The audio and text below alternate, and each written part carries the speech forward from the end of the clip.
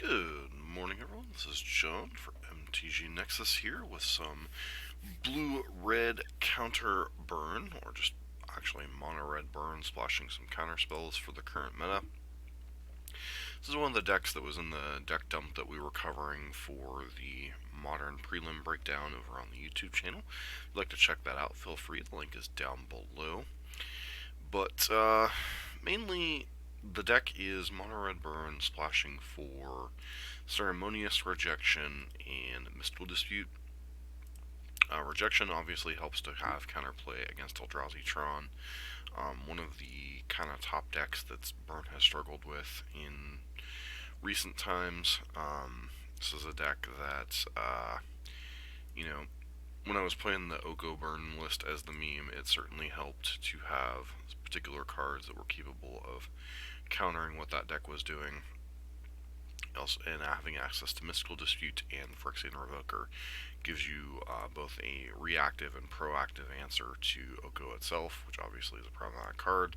4 copies of Smash to Smithereens. Obviously, this is a nod to all the Oko decks floating around, whether it be the Urza variants and whatnot. And then 2 copies of Searing Blood as kind of your only hedge against regular decks. This deck is obviously giving up a lot of utility against some of the other decks in the format, but kind of acknowledging that the format's become basically a relatively 2 or 3 deck format in terms of decks you've got a hard target to have a better result.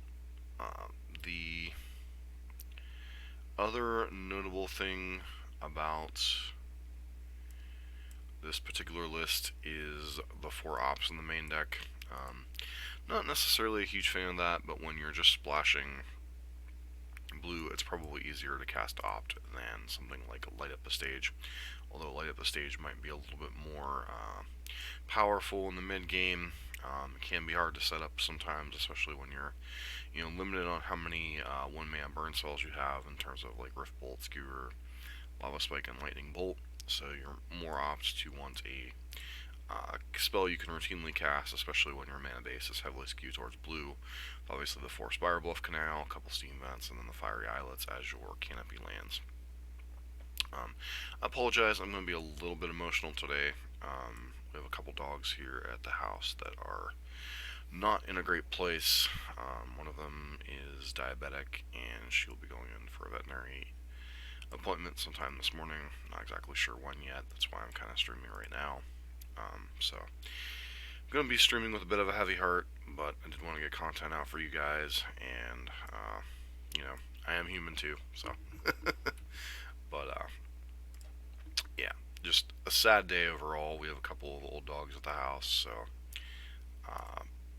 they unfortunately might be approaching the end. Unfortunately, got her and one of my parents' family collies is struggling with a condition similar to MS, so those 2 dogs are not doing particularly well, unfortunately. So that said, I was interested in giving this deck a run. This deck is very similar to some of the stuff that M. Hayashi was doing with Mono Red, although he's not playing the fetch land mana base. He was playing the more like I think it's like 12 or 13 mountains, 7 or 8 canopy lands. So a lot of fun, a lot of stuff going on in the burn archetype under the surface, which is nice. I think a lot of people are stuck on the idea of Boros being the best burn deck, and in a vacuum I think that's true, but I think in the current format Boros just doesn't necessarily have the tools to be a top tier deck, and you kind of have to experiment with your how you approach things. And I think this is a great experience for burn players.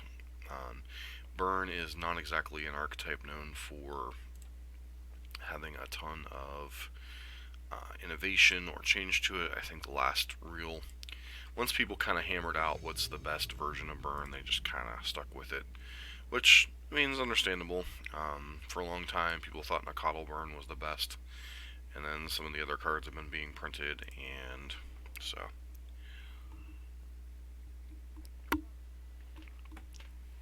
interesting hand. I think obviously this is a keep. A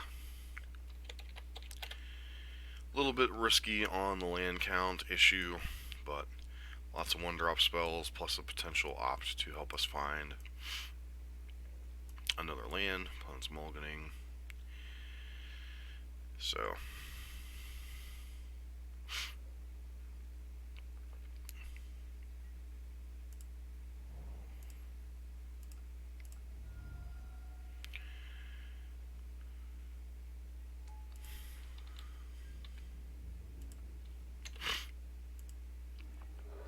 okay, so we're up against Storm, it looks like. Been a minute since we've had an actual... Okay. Yep.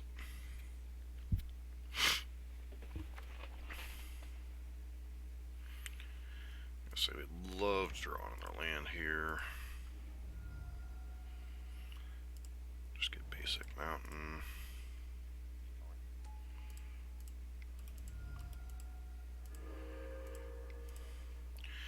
Unfortunately, we don't have the Eidolon, but we can set up quite a nice turn here.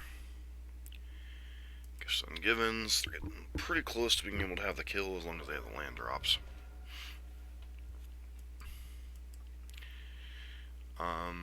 As far as the tools we have, I think it's quite likely I'm just going to have to opt here.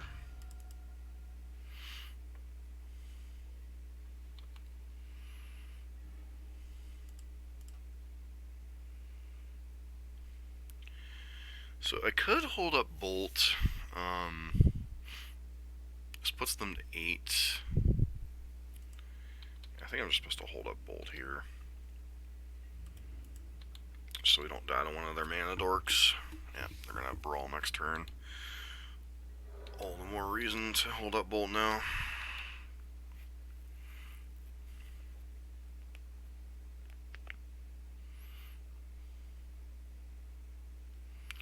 Because outside of Lightning Bolt here, obviously we were going to be forced to just put them to the test and see if they could combo. Looks like they're going to go for...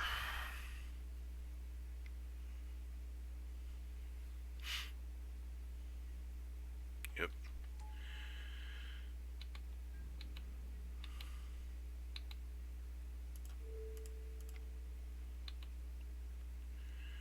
See if they have a remand.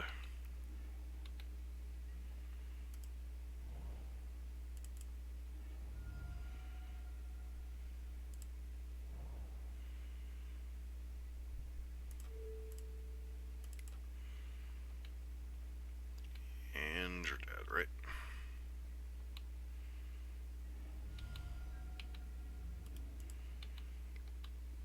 Guess they were hoping we'd miss the combat step.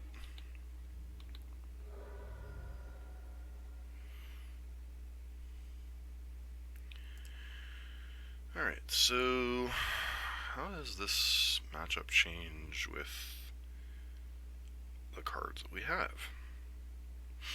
So I think... So Mystical Dispute isn't great, but I do think it's a card that we could certainly consider. It helps to fight Brawl and such, Gifts Ungiven, etc. Being cast doesn't stop the actual rituals and that part of the thing unless we're sitting on like 3 mana, which isn't always going to be reasonable. But I do think it's a fine addition when we really don't have too much else to bring in. Other cards that might be a couple cuts is maybe a couple copies of Skullcrack, since it really doesn't interact with what they're doing. Dispute can be either a 1 mana spell or a 3 mana spell here, and I do think it's a perfectly fine addition, given what we got going on, otherwise just being a typical burn deck. Hand's a little heavy on mana, but we do have what's probably our best card in the matchup in Eidolon, although they likely have a number of answers to it, so... Especially on the draw, Eidolon's not usually the best card in the matchup, but it can be reasonable.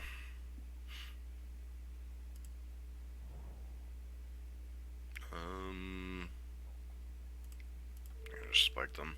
Could hold up Bolt here in case they decide to go for Dorko. But they usually don't run out and expose their mana Dork unless they absolutely have to.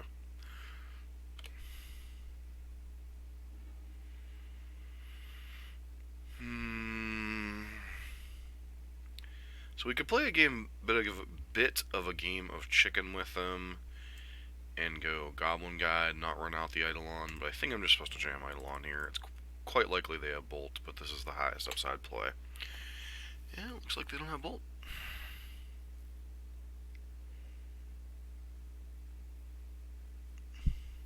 Oh, they still have a Braid. Alright.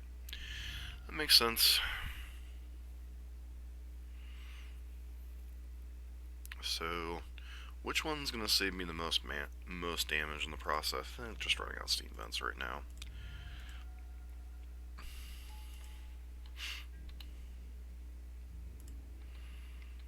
Need to have pressure on the battlefield. Sleight of hand, sure. Let's cast the Skewer the Critics while we can. We'll still have Bolt for interacting with our dudes. And cast Opt at end of turn. I wasn't quite sure what my feeling on Opt was going to be, but I actually think it fits quite nicely with the curve and such. So I think Opt is a good call out of whoever built this deck. Whether it was the individual that 3-2'd or a friend of theirs. So, lot of fun there. So.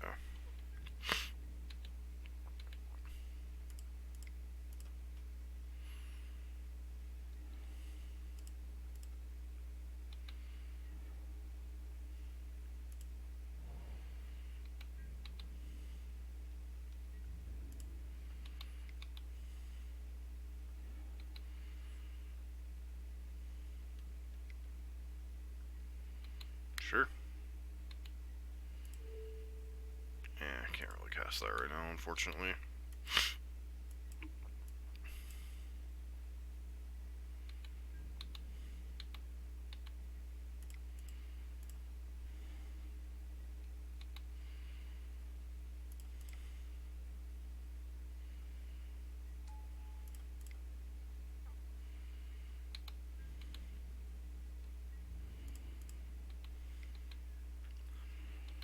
Okay, sure.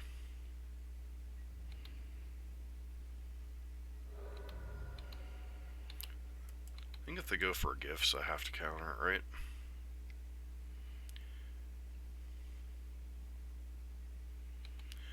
Ooh, this is going to be kind of brutal.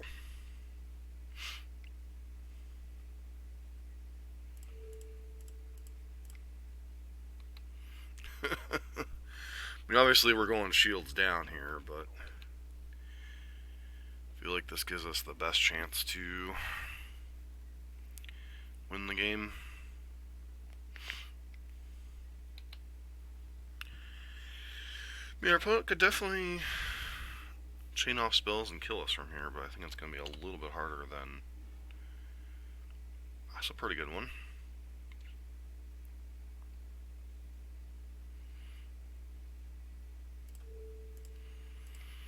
Start with the Bolt.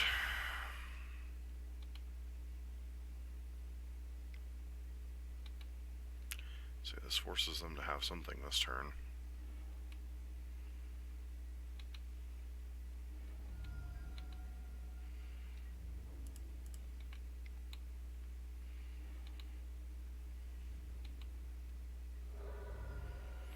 Alright, and got there in what's probably still one of Burns' better matchups in Giftstorm. A little bit different with the tools, but I don't know that the white... I guess white adds Rest in Peace, which is certainly a card, but I think Mystical Dispute's a pretty decent card in the matchup, because a lot of their key... yeah, hand's perfectly reasonable.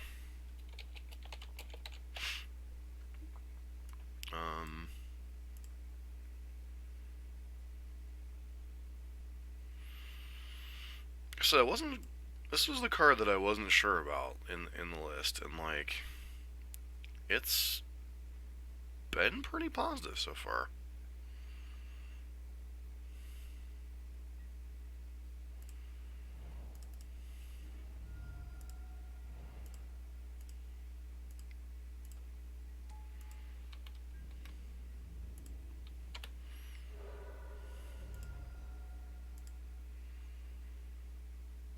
No Goblin Guide, no reveal. Oh, okay. Once upon a time. So, Amulet possibly? Yeah, feels like Amulet. Alright. Because your scout had to die. No, no, no, no, no, no. I mean, we could give them the chance to block, right? But, like, that's not likely.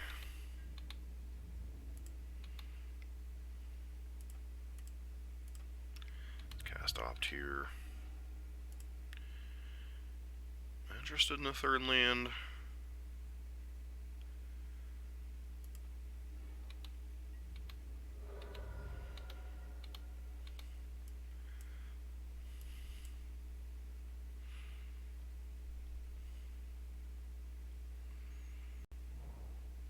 Yeah, okay, it is.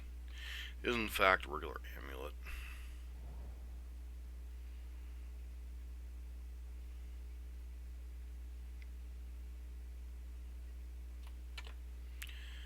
We have another Snick. Fortunately for them, we happen to draw.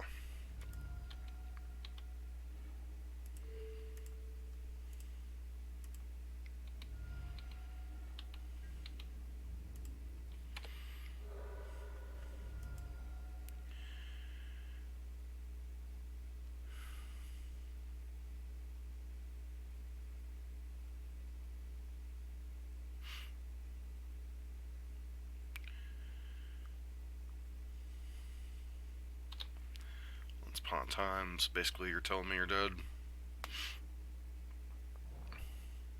Alright, so get to go to 7, sure.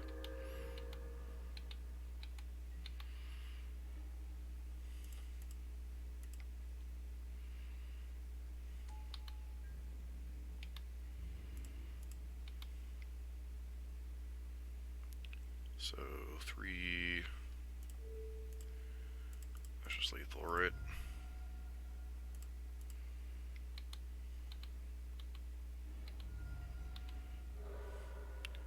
When your burn spells deal way too much damage.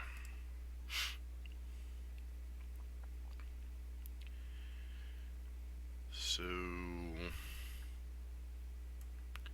once again, Grim is okay, but not fantastic. Dispute could be fine. I mean, obviously they have Cavern, but they don't usually prioritize Cavern against us. I don't know. Actually, is a 3-mana leak good enough in this matchup? Especially on the draw.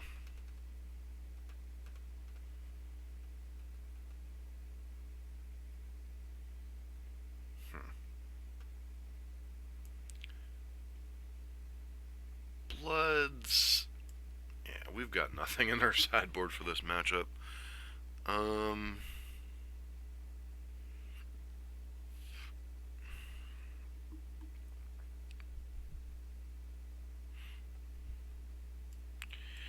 You just bring a couple Mystical Disputes in as a sort of get 'em card, and then shave maybe a Blaze, because Blaze can only be effective in certain spots against their deck. Like, a lot of it depends on their draw. We got really lucky that they kind of had a disjointed draw that game.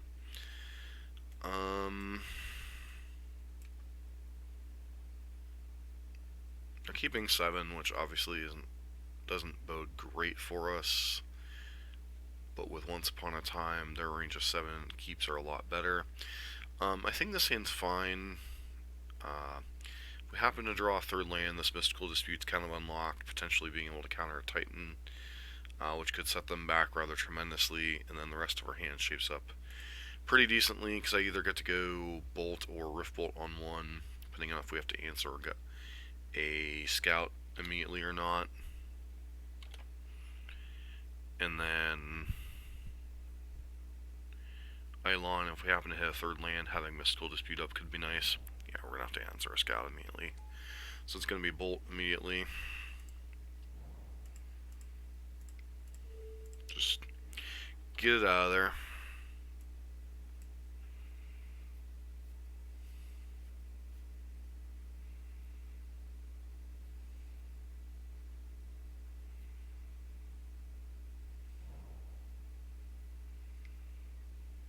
They're on the Explore build, so they're going to get to likely Azusa next turn. So now I have the question of, do I, even if they have Azusa, like, there's a decent chance that they can play around it where we can't get them with Searing Blaze. So I think I'm still supposed to run out Eidolon here. I mean, if they're any type of a good Amulet pilot,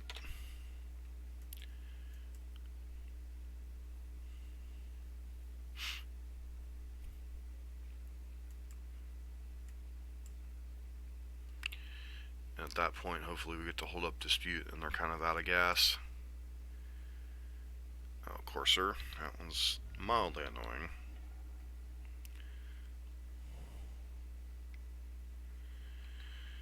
Yep.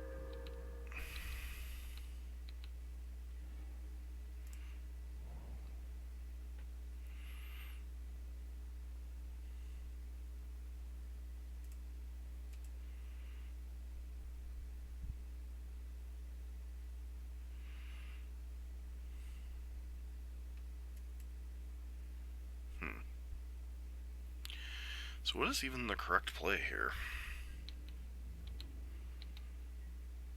Like, I can kill Courser, but at the cost, I think I'm just supposed to kill Courser, right? Like, that's just too much life gain on the table.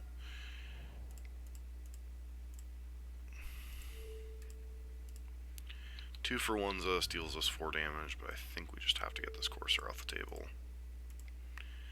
And my indecision cost me 2 damage there.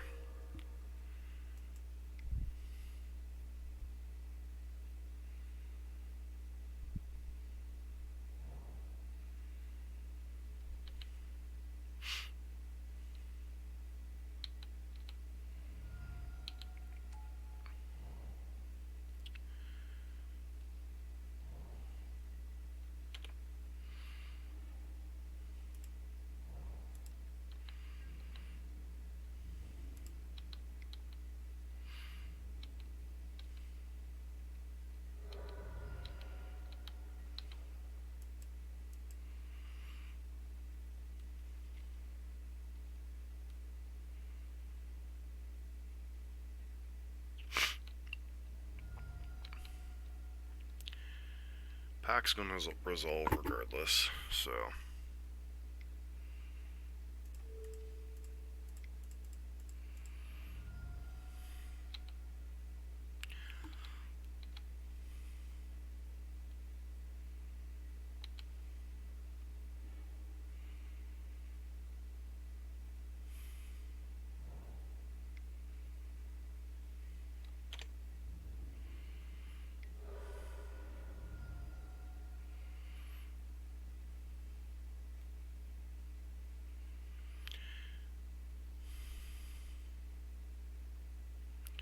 That's an 8.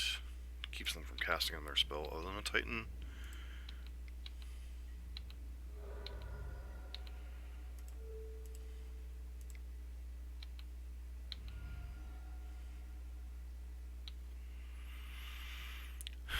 So how mindful of this finding a white source do I have to be? So put them to 2. So put them to...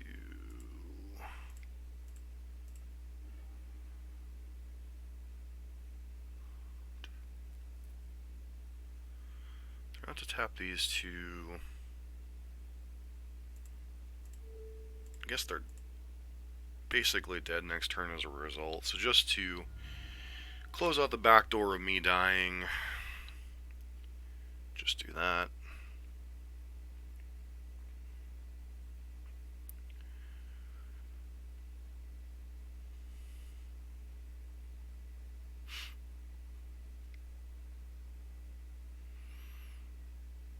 Okay, so I guess they could draw Baloth?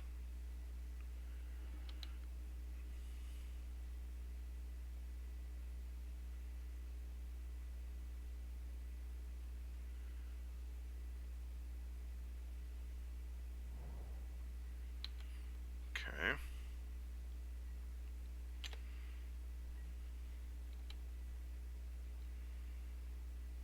Alright, and they concede, sure.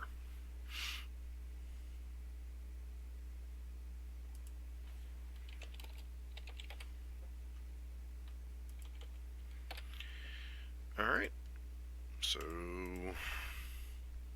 blue splash paying dividends in both matchups where it's really not even kind of a card most people have on the radar.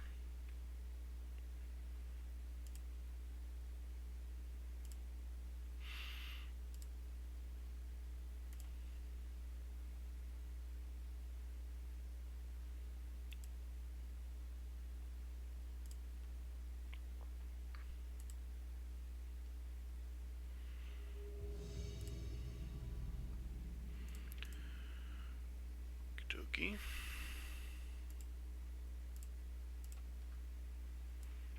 On the play again, which feels nice.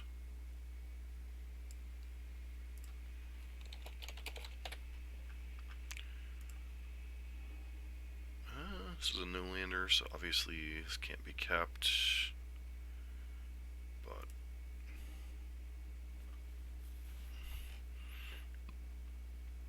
so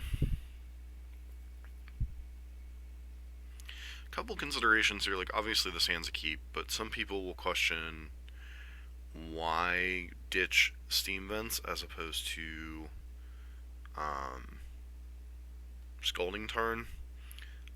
Thins the deck a little bit, so pretty much I guess it goes to the bottom, so is it really thinning the deck?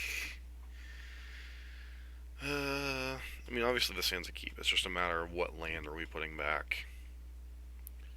I think it's just steam vents, and then we'll fetch steam vents.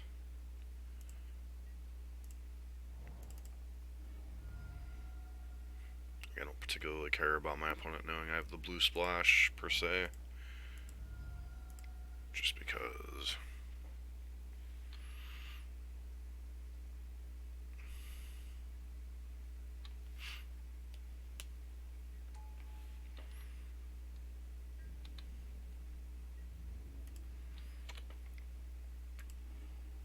Okay. So, probably some type of mid-range deck. Possibly even Pox. Yep. There goes Goblin God, I'm guessing.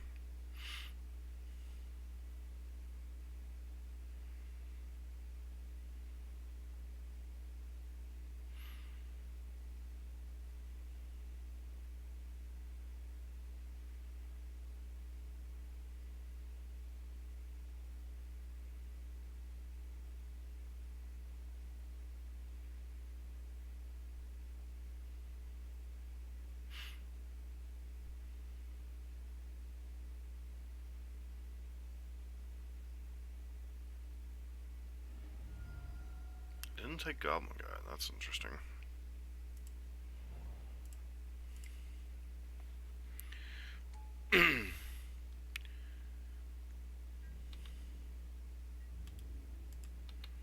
So maybe they have something like a... Okay, so they're GDS, it looks like. Let's now have an interesting... Kind of sucks if I'm feeding into them having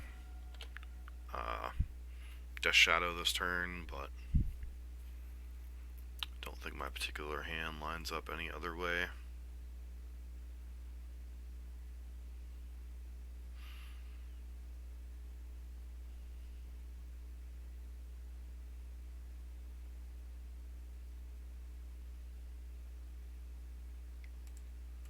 Yep.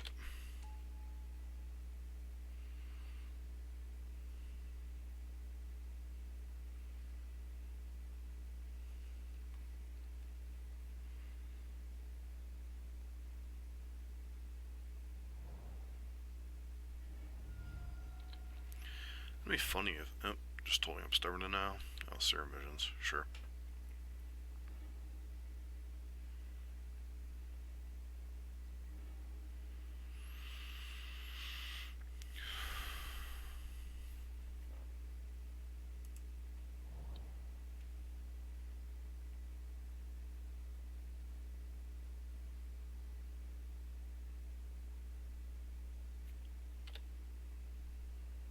Probably should have played out Spire Bluff there, actually.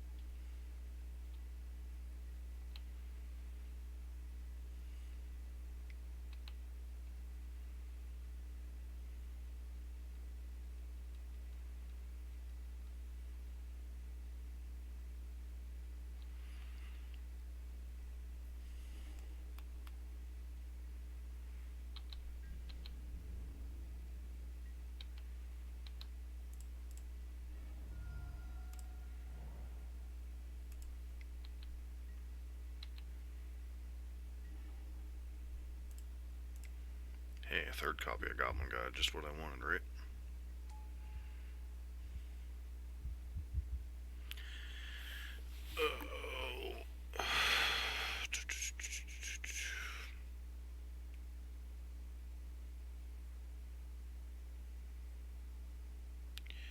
So if I attack, put them to 4. There's no single draw on our deck that can kill them next turn.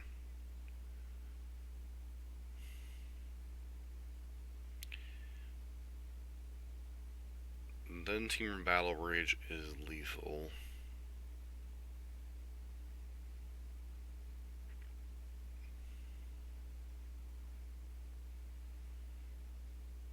But each turn that I'm sitting here not playing or not attacking, I still don't think it's quite right to attack, but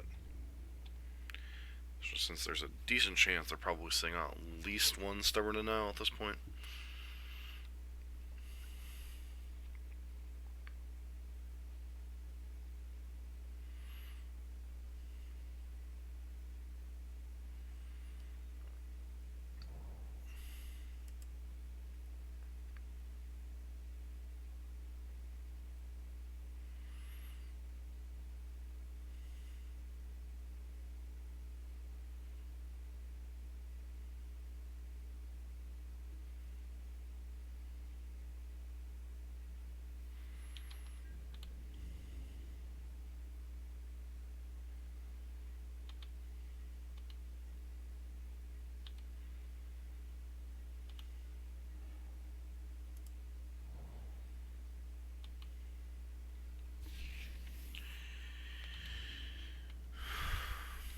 Pass turn.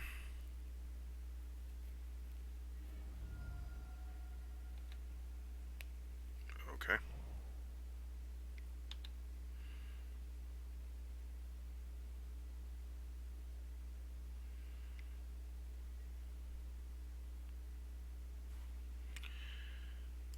I mean, let's yep.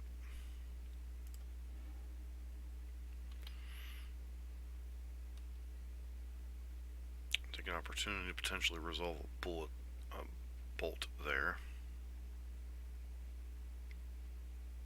Royal Scions, sure.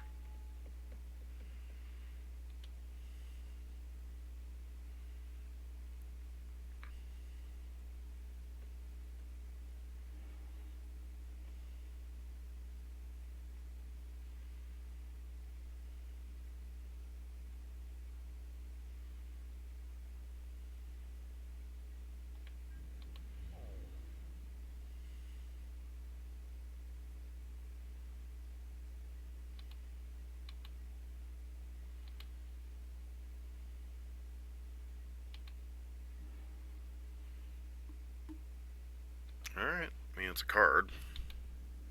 Still going to continue the holding the Scalding Tarn in our hand.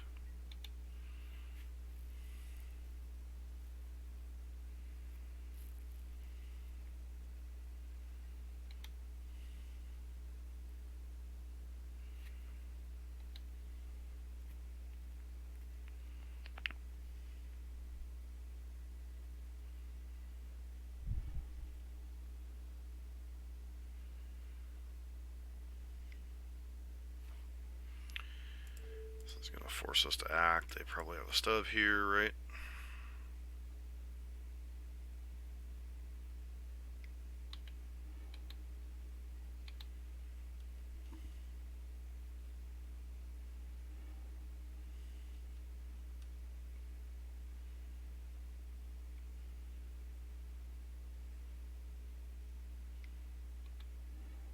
Okay.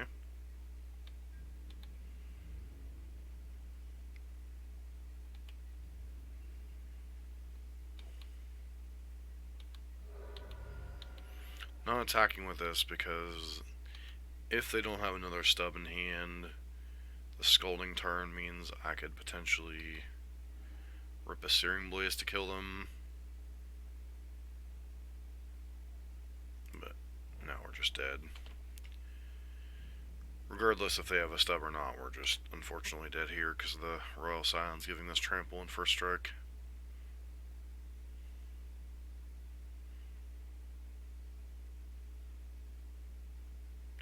These are usually the most interesting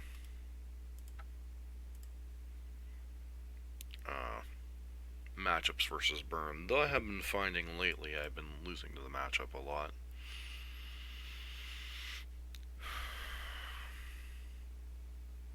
So like there's a ton of cards I don't want in this matchup, right? There's like these 5 minimum I want out of my deck,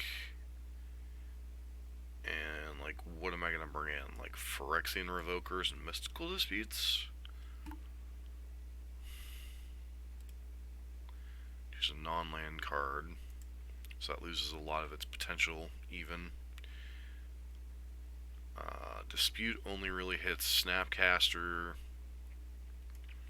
and some other random stuff after turn 3. So maybe it's just like board these out, board in the disputes. Like, could potentially hit a cantrip they're relying on, could hit Snapcaster Mage.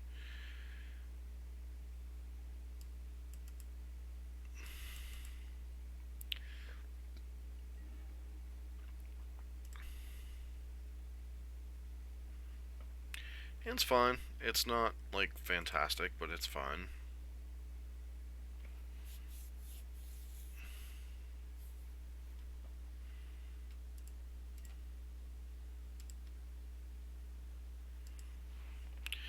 So, question becomes, like, how aggressive do I want to be at fetching a blue source?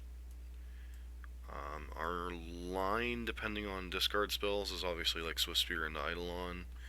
So I think I'm supposed to be a little bit more conservative with my life total. Am I though?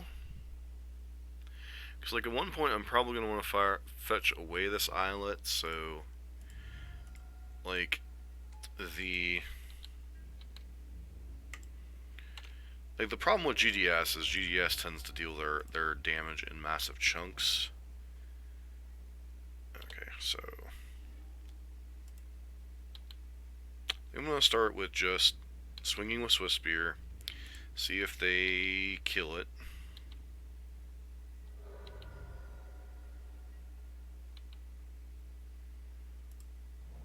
Not running out the fetch land because I do want to be able to trigger Revolt on this Scalding Tarn, or with Scalding Tarn on Searing Blaze. Now they fire off removal spell. Wow. Oh, okay. Makes a little more sense now. I think you would fetch Basic Island,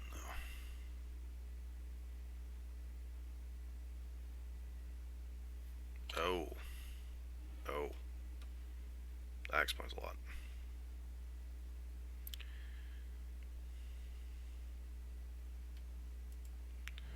So yeah, if we had hit Mystical Dispute here, I think we would be in fantastic shape.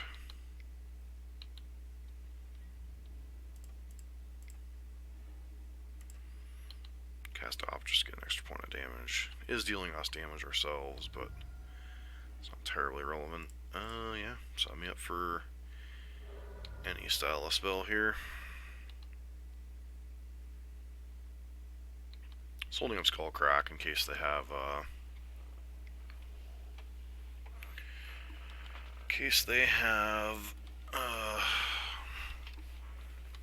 Collective Brutality.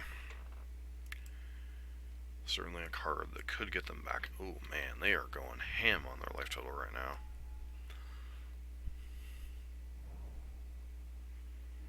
Sure.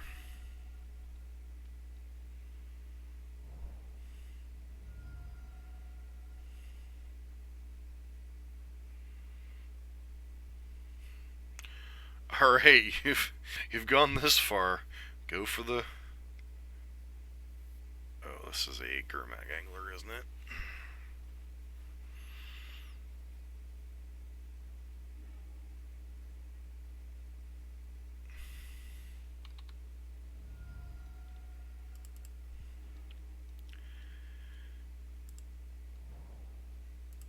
And Skull Crack for the win.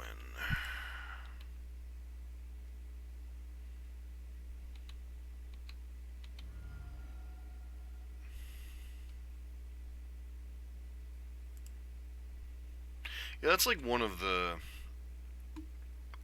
quandaries of playing Death Shadow, right? Is the deck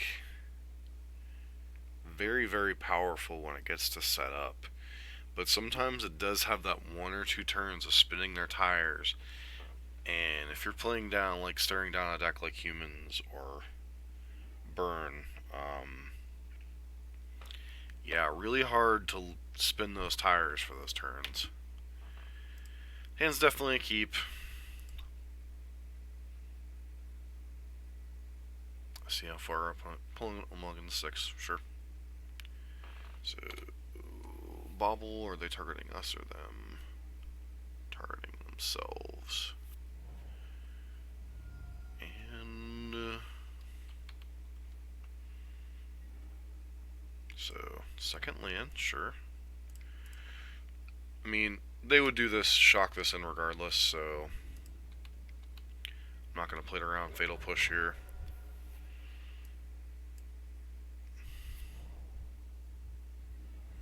We're going to get Brutality, I mean, not much we can do about it, right?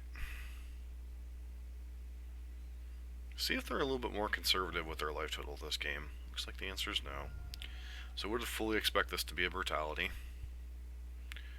Okay, no Brutality. Interesting.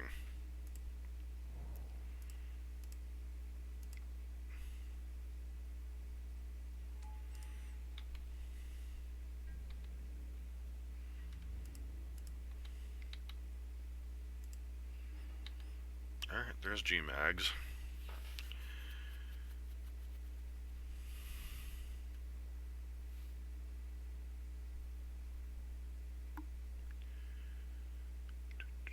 Sure.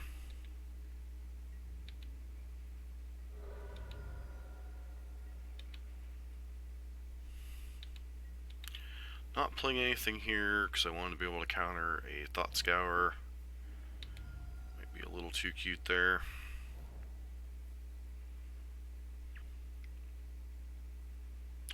Yep, that's Death Shadow.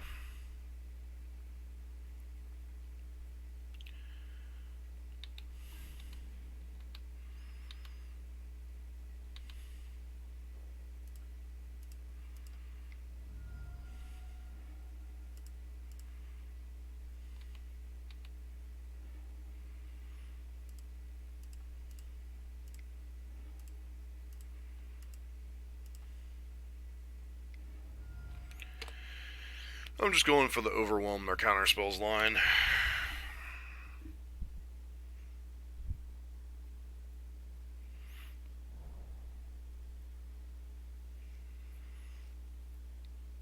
Like, we know one of the cards in their hand is a Gurmag Angler.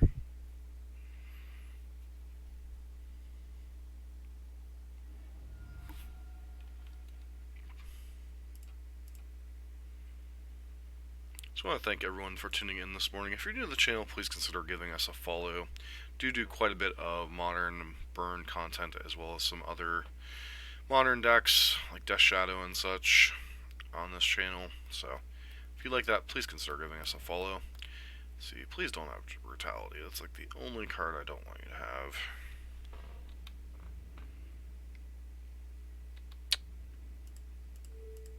Yep, sure.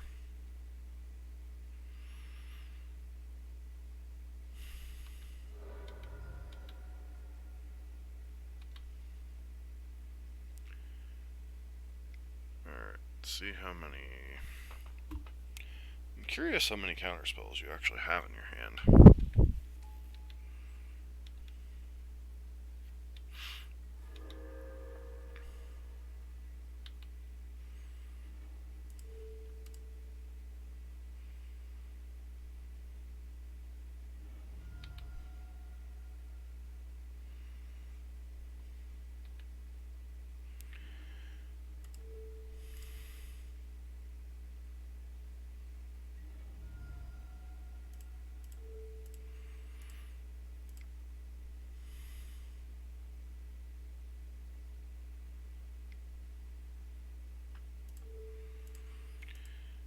Obviously, we're going to lose here if you have a second stub. Sweet. Ooh.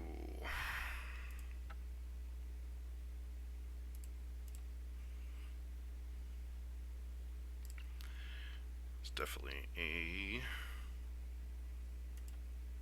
climactic end to a relatively complicated matchup. I think,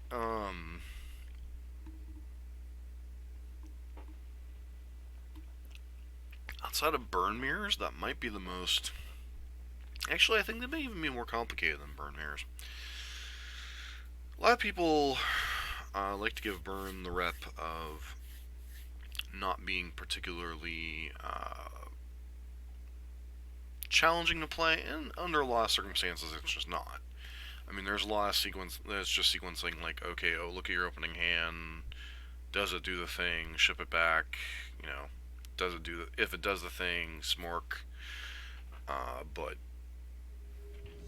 sometimes there are some considerations, and when you're playing with these odd, like, deviant variations, it really gets interesting. This hand is on the lower end of keepable for burn hands. So the two issues with keeping this hand is we have no creatures, which obviously that's Burn's like primary ticket to damage. Not just people want to think, oh, count to 20. It's really hard to count to 20 with just straight burn spells. And then there's always the chance that these two Searing Blazes are dead cards, but I still think this is on the lower end of keepable, but definitely a keep. Just from that perspective. And even like our opponent being on the play, like if our opponent goes turn 1 Golden Goose, turn 2 Oko, we can't even like interact with that, so. And also the fact that we had 3 lands in hand, now we've drawn a 4th one, so. It does make it a little bit more awkward.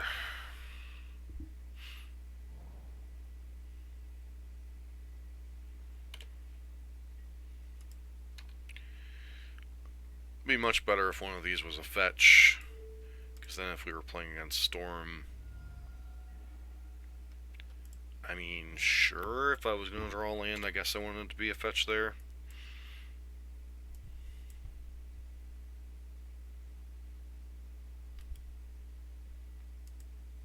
That's a cute avatar.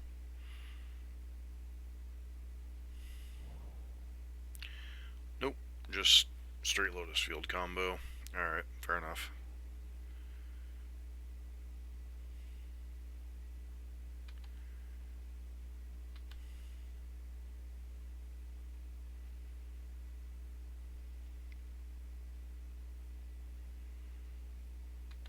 sure. Just let them twiddle themselves to sleep here.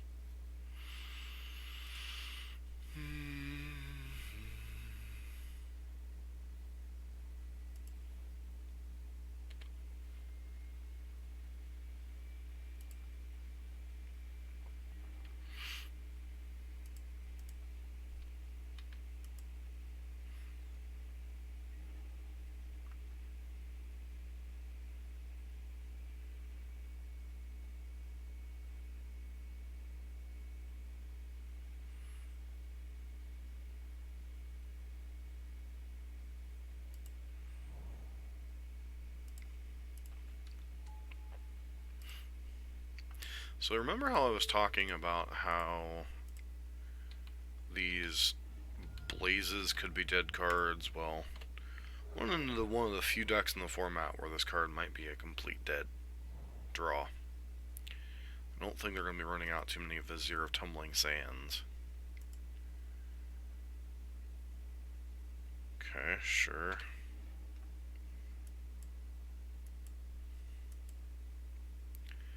Like, I would absolutely love to draw an Eidolon should we happen to survive this turn.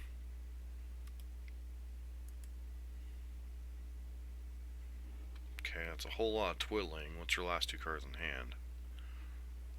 Oh, they already have Past in Flames. What am I even talking about?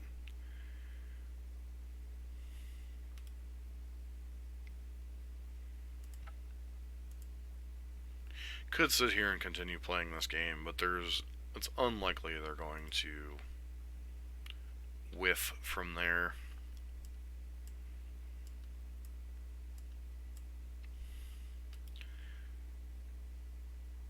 Like, if that could name lands, would be so much better. Or if that was an Alpine Moon. I think it's just the 3 disputes, Shave the Grim, Shave 2 Searing Blazes. Their deck doesn't play any artifacts for some reason, does it?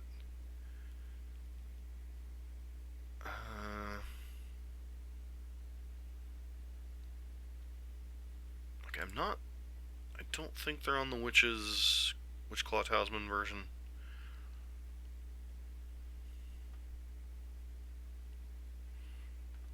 But what's more likely to be a dead card? I guess bring that in, cut another Searing Blaze. Like, I really don't want these blazes in my deck right now, but Dispute at least gives us cards that can interact on the stack. We've got Eidolon, sign me up. Eidolon plus a lot of early pressure.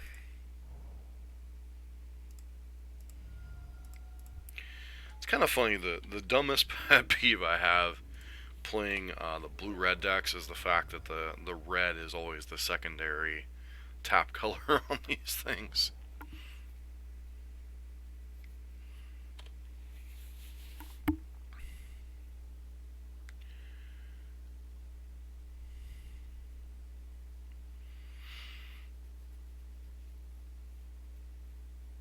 There's a couple different variants of this deck. There's ones doing green splashes for like Sylvan Scrying and Veil of Summer. But we just saw straight blue-red out of them game 1. So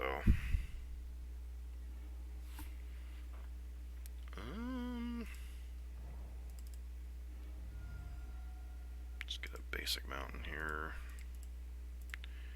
This is my best card. Can you beat it?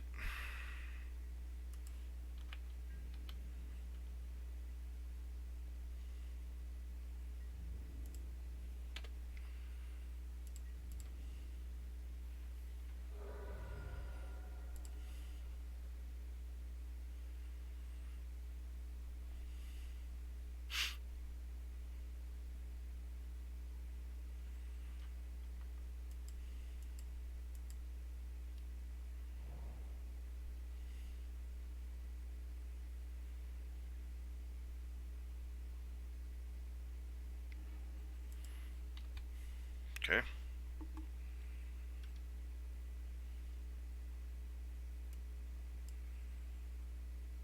Probably digging for a bolt.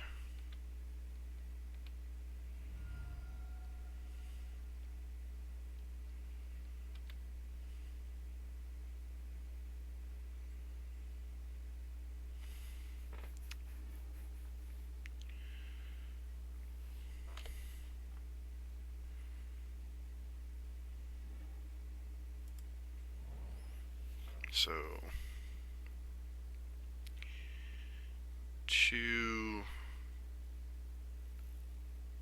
Don't think we have lethal this turn. 2, 4. This is 8, 10, 11, 12, 13. Can put them to 3.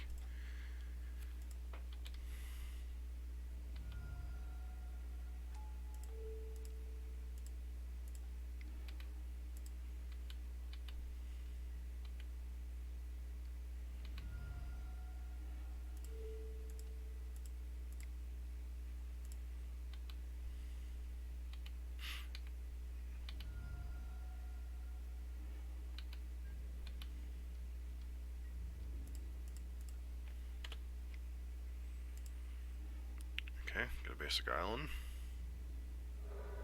Go to 3.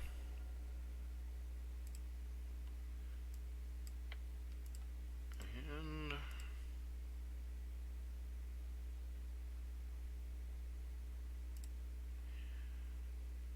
do you have an out? Alright, so that was the easy game.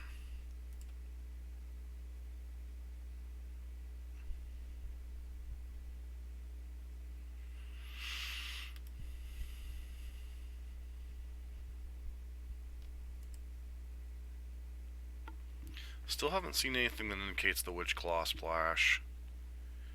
So the Searing Blaze theoretically has a target in Vizier of Sands.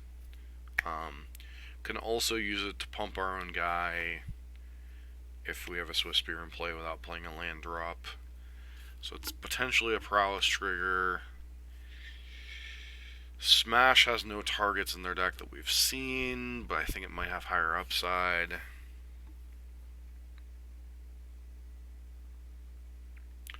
I think we just click submit. Like, I'd literally rather have a 20th land than Searing Blaze right now.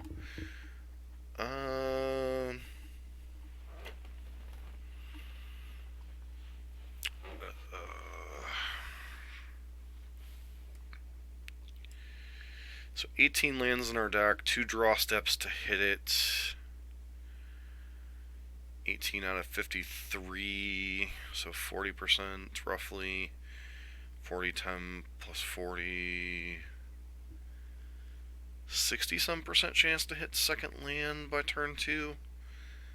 So I think we keep this hand. Just because of the double Eidolons.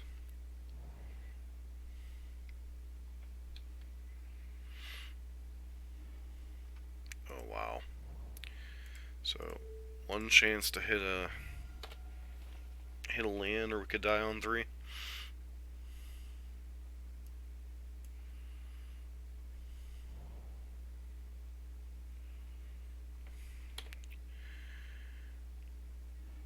Alright, I mean, start the parade of Eidolons.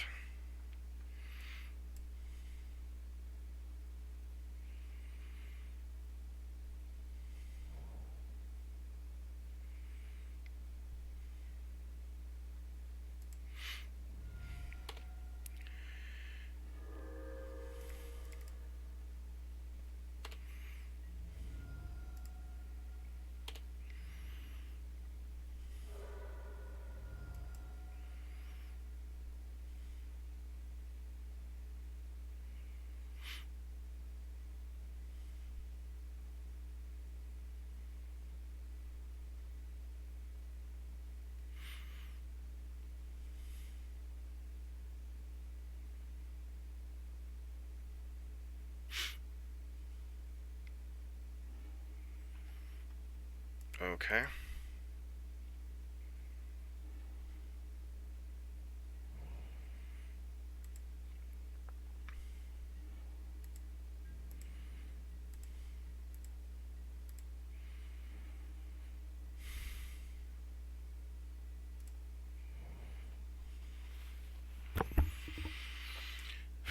Attack for 4.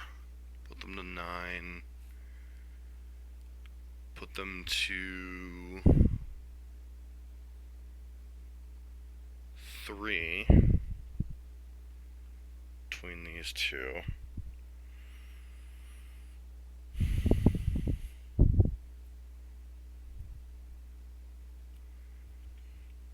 See, this is where things could get stupid. Like, conservative line, just attack for 4, play another Eidolon, bolt them, or bolt them, play another Eidolon. I think all roads are leading to Rome here, but it is worth working through the permutations. So we can attack them, put them to 9. Bolt them, spike them. That would put them to 3. Could bolt them, put them to 6. Eidolon, any spell they cast that isn't a 4-mana CMC or greater.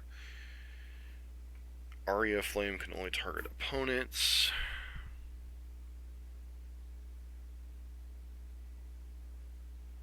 Target player or planeswalker. I want to make sure. It's been a minute since I've played with Aria Flame when I was playing as a Phoenix. The other option is to hold up Mystical Dispute, but I don't think there's any... Like, is there any spell out of their deck that I am worried about at all at that point?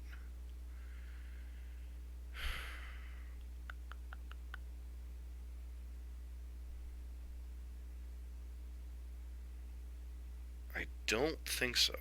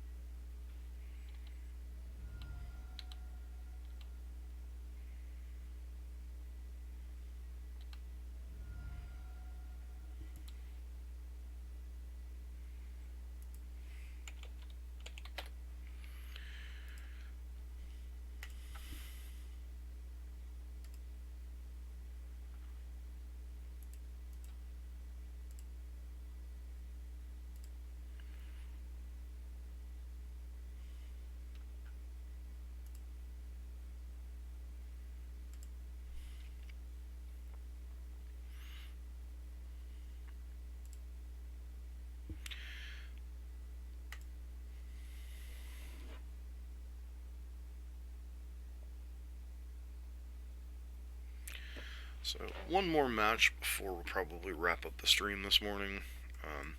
Like I was saying before I really started getting into the stream this morning, I do have a sick dog. It's probably going to have to go to the vet today, so wanted to get a stream in. Probably going to be a hard day the rest of the day, unfortunately, because family has a couple of dogs that are getting up there in age, and probably won't make it through the winter, unfortunately. But hoping both of them can hold out a little bit longer. One of them, she's got a gun because she is diabetic, which is not usual for dogs typically, but her sugar is probably about 4 times higher than it should be when they took it last night. So, kind of a somber stream this morning. Wanted to be a little bit more excited and upbeat for you guys, but like, life happens, unfortunately. So, but this deck's been a blast. I mean, I don't know about the ceremonious rejection. Like, it's definitely the I hate E-Tron card, but these mystical disputes have been pretty interesting.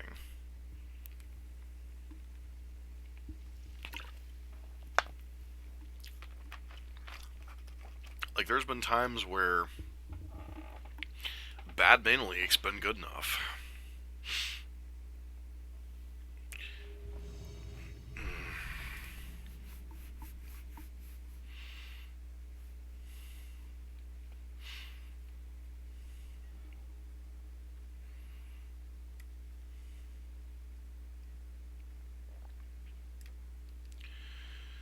What is mulliganing to 6?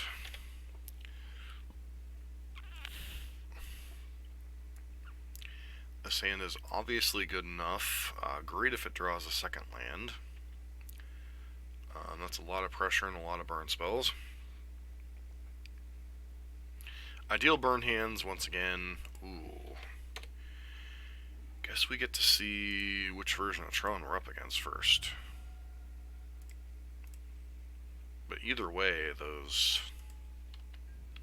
ceremonious rejections might get a workout.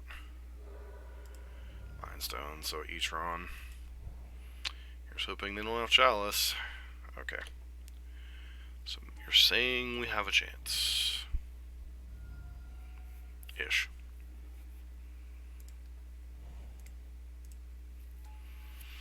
Definitively want to get this bolt out of our hand. Do we? I don't know that we want to get the bolt out of our hand right now.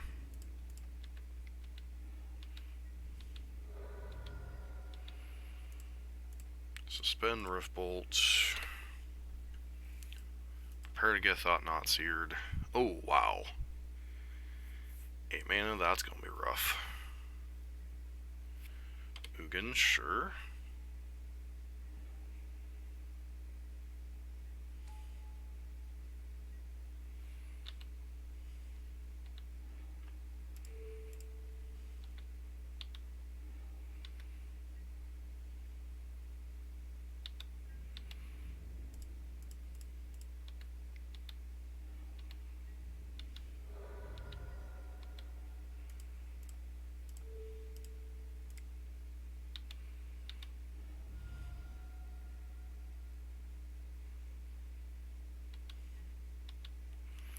I think I just hold up Bolt here.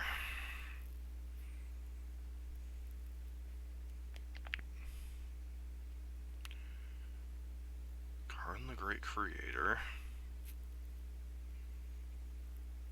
Okay, what can they go get for... Sure.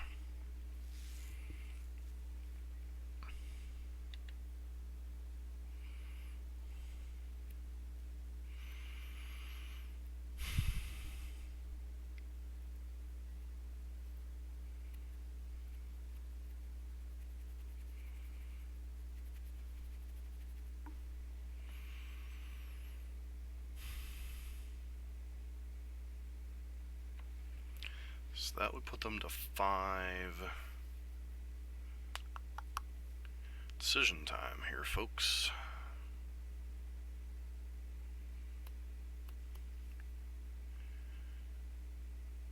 Bolt their face, put them to 5. Bolt the token.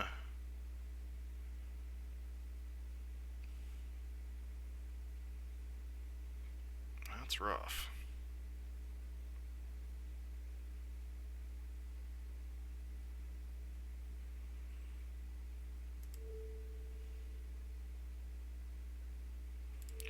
Guess we gotta go face here, right?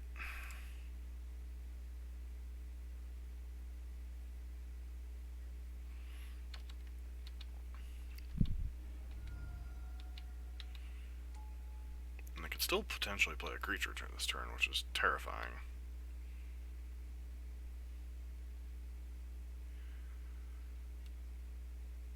Chalice on 1. Man, they have everything.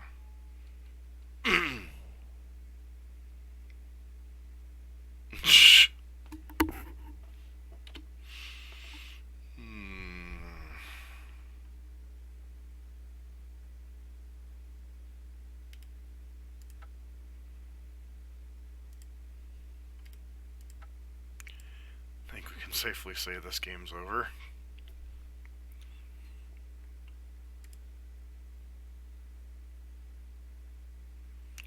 So 1, 2, 3, 4. I mean, this is pretty much the 1, 2, 3, 4. I declare I hate the Tron deck war. Get rid of these 4. Get rid of Lava Man.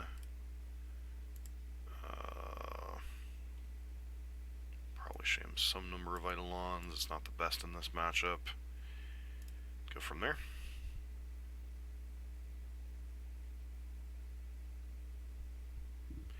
Guess that's a fitting end boss to try to 5-0 against, right?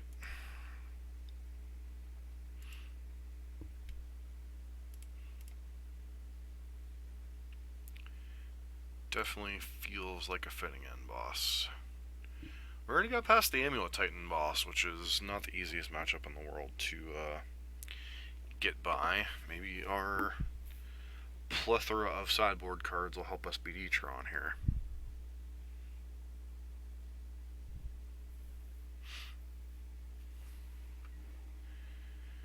Yes, I'd love to play first. This hand is perfectly reasonable.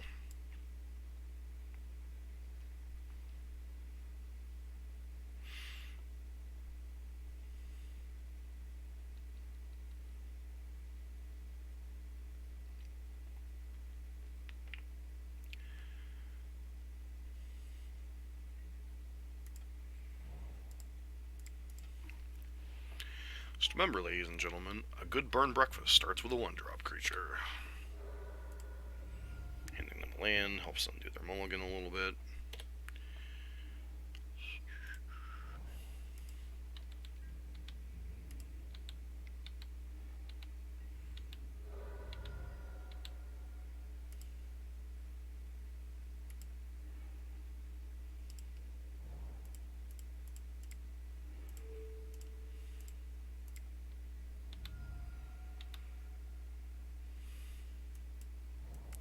It's had to be a Chalice hand, right?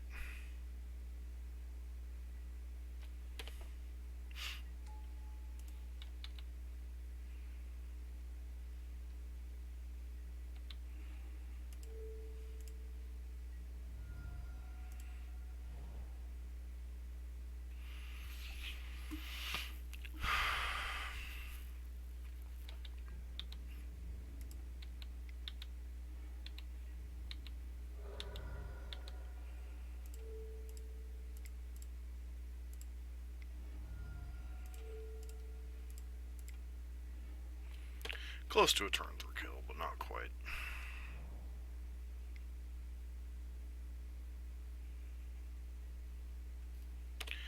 Hangerback Walker, sure.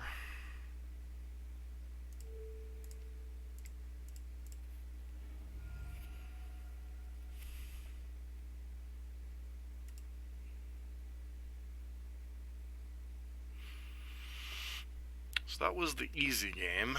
Now comes the hard game.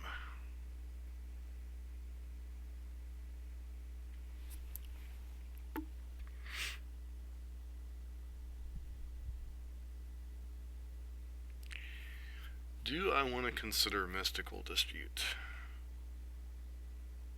Or even Phyrexian Revoker over this Eidolon?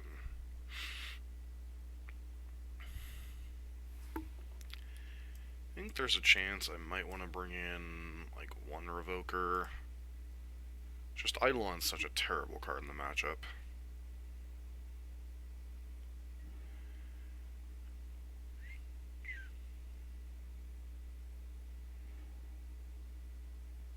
I mean, they're mulliganing aggressively. We don't have any of our hate cards, but I still think this is a keep.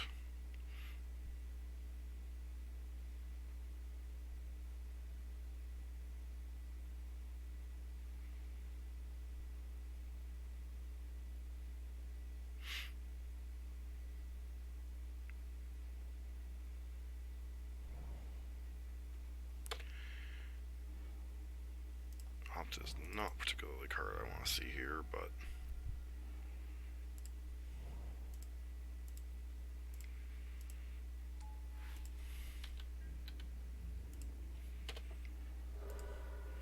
Reality Smasher.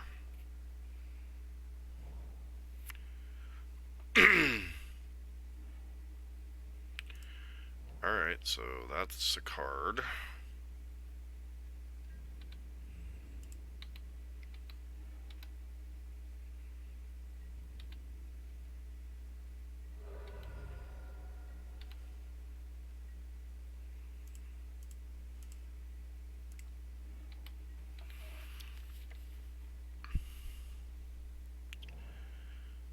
Okay, so It's gotta be Thought Nazi, alright.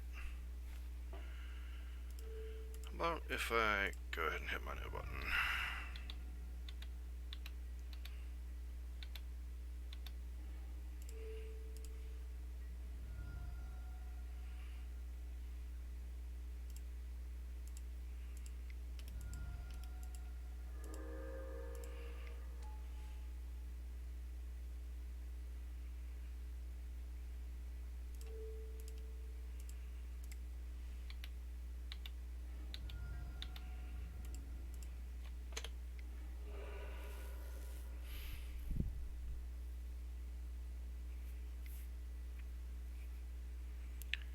Please just be...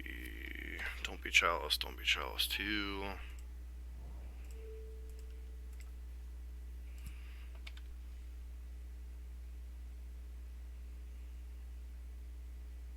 Oh my lord.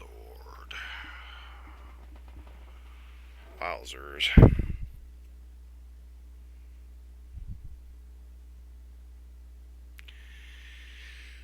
Oh, that felt really, really, really, really good.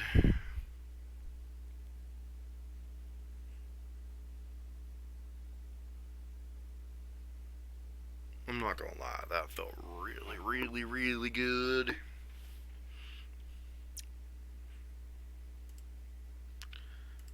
Like, really awesome good.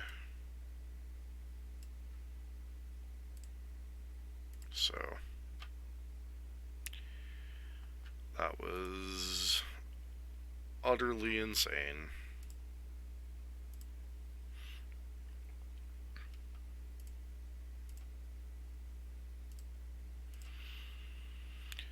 So, thoughts on the deck.